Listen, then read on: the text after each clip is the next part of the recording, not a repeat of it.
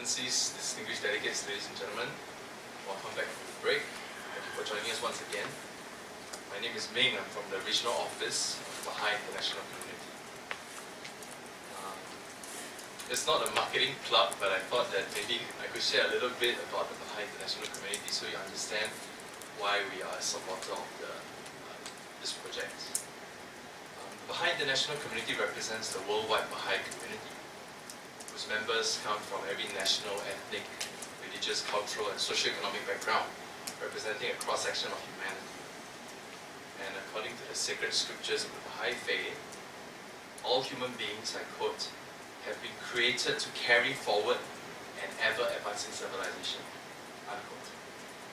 This notion that every nation, every community, every person has a part to play in building a peaceful and prosperous society is central to the work of our officers.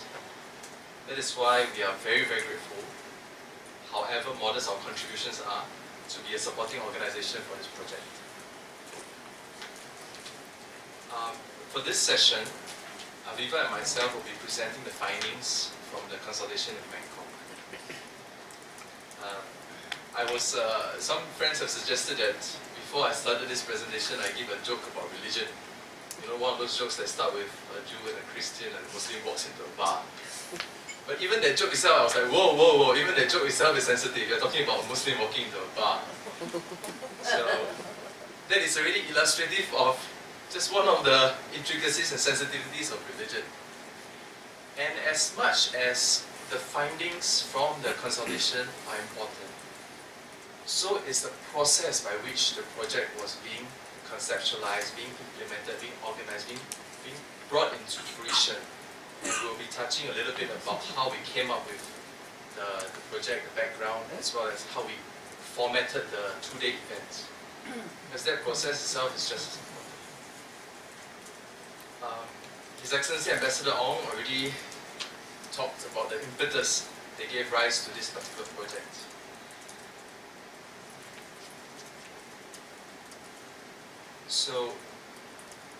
But I'd like to add on to that just a little bit.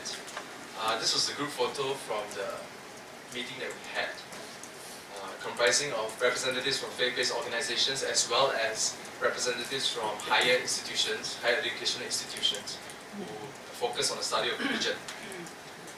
This is actually a very unique and diverse group of participants because they represent different faith-based organizations, convening, I believe, for the first time to talk about ASEAN, and especially about ASEAN 2025. As His Excellency Ambassador Ong was talking about was referring to just now, saying that there has been limited engagement with FBOs, and after 50 years, finally we have something like this. And perhaps, I might be wrong, but it might even be the first time civil society is coming to talk about how to implement ASEAN 2025 on the regional level, maybe not on the, perhaps there are other consultations on the national level. So, you know, this project came about as a result of a number of conversations between ourselves, the organizing committee, with other contexts in ASEAN, that gave a few observations. And if I may, I'd like to share these observations with you. The first one is that ASEAN could be easily said to be the most diverse region in the world in terms of cultures, ethnicities, races, languages, cultures, political systems, state of economic and social development. But yet one can argue that given this diversity, it is also relatively one of the most peaceful and prosperous regions in the world. I personally think that this is something that we as the peoples of Southeast Asia should be mindful of. And one key contributing factor to the region's stability and prosperity, of which much has been written about, is of course the institution of ASEAN. And some examples of the recent initiatives include the ASEAN Institute for Peace and Reconciliation, and of course the Global Movement of Moderates.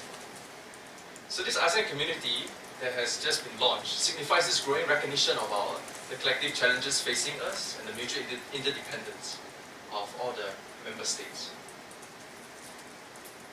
The ASEAN Blueprints, 2025 Blueprints, sets out ambitious goals to get us the next step closer towards the lofty vision described in the ASEAN Charter. And to achieve these lofty goals, more and more segments of Southeast Asia needs to be involved and to be committed in building this home we call ASEAN. And in order to continue to advance towards this ASEAN motto of one vision, one identity, one community, one segment that needs to be involved is of course the faith-based organizations and academia who work on the topic of religion. Why? I'm sure you agree with me when I say that Southeast Asia has a deep and long history of religion, traditional beliefs, and spirituality, which has shaped our worldviews, our current worldviews, our beliefs, our cultures, languages, identities. In fact, every aspect of our everyday life. And whether or not you have a person subscribes to a religion or not, it has really affected us in many, many subtle ways. So it is actually one of the most important identity markers in religion, as discovered by the research done by HRRC. FBOs also play crucial roles, as was mentioned by the previous speakers, not only maintaining peaceful communities, facilitating mutual understanding, but they also help to promote values such as mutual acceptance and moderation. And they play a critical role, as mentioned by Ambassador Ong just now, for example, the example of his employee who learned how to read and write from the church.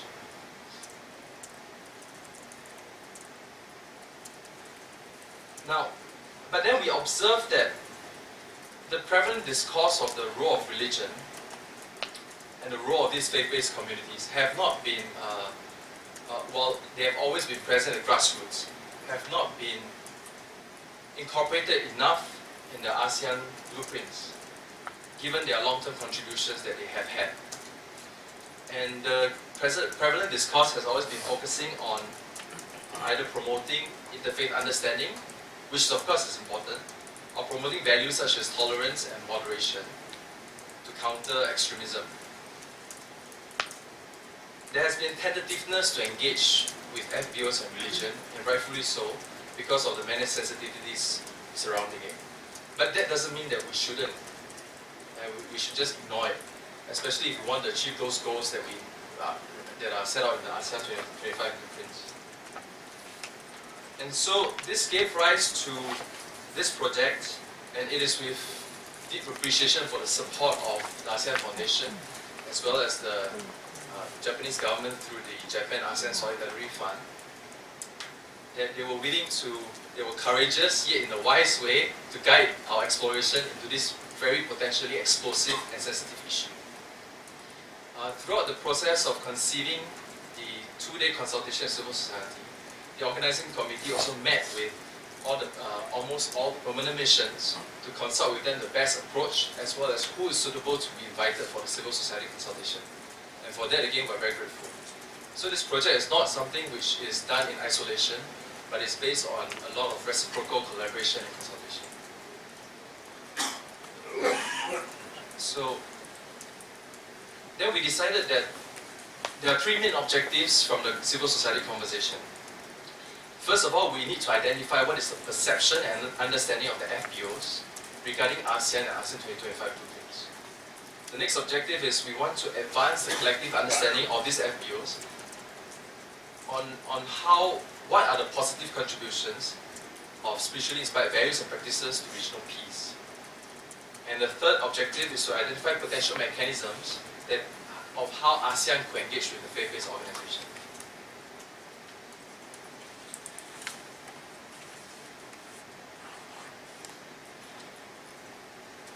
So the event took place on 26th to 27th of May in Bangkok, and we didn't have any time for massage.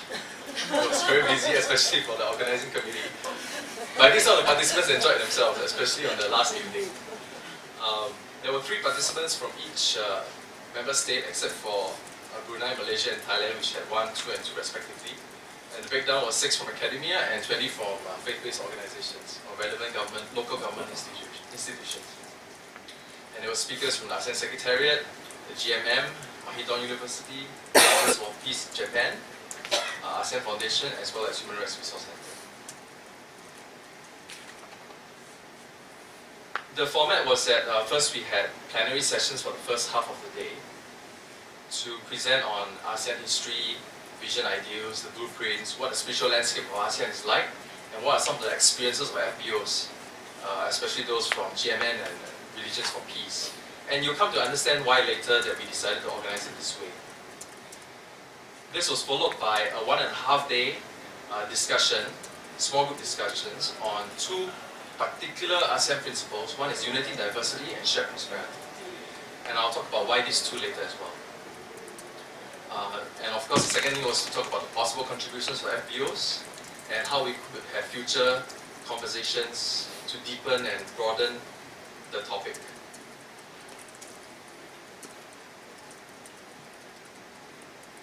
Before the event, we actually sent out a pre-event questionnaire to all the participants.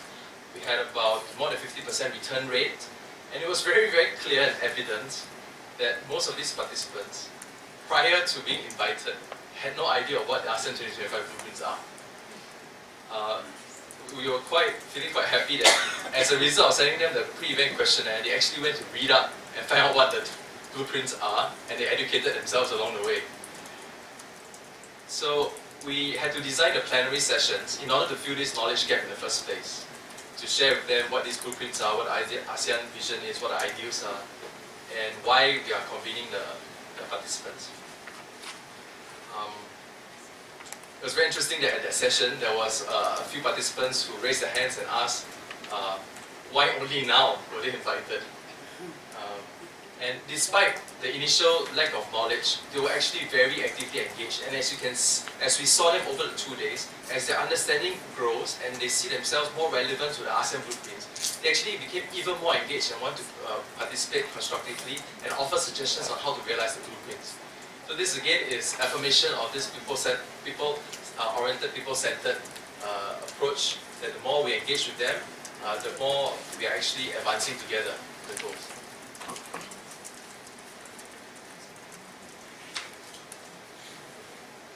Now, after the plenary sessions, what we did was we organized discussions on unity, diversity, and shared prosperity. These two concepts are actually found in the ASEAN Charter, and we selected them because we felt that they were very pivotal given the theme of peace and security. It was mentioned just now that there are a number of universal values which have become core values of ASEAN, and His Excellency Ambassador Kazu also mentioned about for example, values such as loving kindness and benevolence. And of course, those are very important, just as important. But we felt that as a first meeting between civil society organizations, we could start by exploring these two initially. That doesn't mean that these are higher priority compared to the rest. We just decided that they were quite relevant to the issue of peace. And so we broke up into 3 different groups, and we explored and discussed these concepts in detail.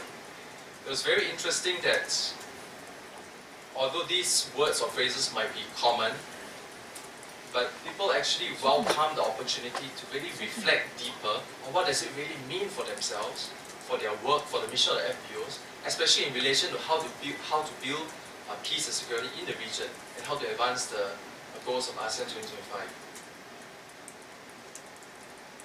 So you already have the findings document in front of you, a full document as well as a summarized 2-page document. For the discussion that arose from the unity in diversity and shared prosperity, they really felt that these two principles, values are very, very relevant to FBOs, and they see themselves participating and promoting these two values.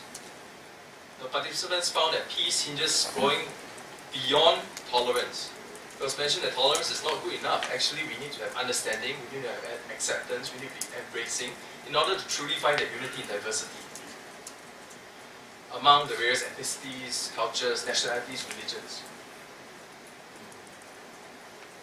Furthermore, they were sharing about how dissemination of values such as equality and compassion can help narrow development gaps beyond the economic dimension to include social-cultural. They talk about the traditional role that faith-based organizations have played in charity and in philanthropy. They talk about how, for example, it was mentioned just now, the aid that was given during disaster relief and humanitarian aid that goes beyond what what religion or faith background you belong to. Regardless of that, they are actually providing that assistance. Now, these findings might not seem significant to you immediately, but this is really the first time that these participants are being exposed to the concepts of ASEAN and how to engage in them. I think for them to have taken that step to actually come to this finding is actually quite significant. This is not their bread and butter. This is something that they think about for the first time, and they find relevance and meaning to their work and want to contribute further. There are some issues that they wish that to seek more clarity on, as well as they express their willingness to contribute in overcoming. The first one is how to manage increasing diversity given the increasing mobility in the region that's going to happen. They would also like to see what strategies are in place to mitigate the challenges to peace arising from unresolved conflicts, whether past or present. And the third one is the strategies to manage inequalities, whether it be the wealth-poverty gap, or whether it be the education inequalities or health inequalities within each country as well as within the region itself. And then they offered certain contributions that FBOs can offer to achieve unity, diversity, and shared prosperity. The first one is that they can increase fellowship through more interfaith dialogues and cultural festivals. They can foster greater understanding of others, which of course will lead to acceptance. They also suggested to include the subject of unity and diversity in their curriculum, whether it be on the higher institutions or whether it be in the institutions that belong to the faith-based organizations. Other contributions include promoting charitable acts, provision of aid during disaster, provision of social assistance regardless of the religious background. And the last one, quite interestingly, there was a lot of resonance around this, which is mobilizing collective action around environmental issues, which is a challenging issue that actually ties all the countries together. So that wraps up the first part of the presentation, and I'll hand over to Aviva to share with you the findings from the discussion of 2025 conclusions.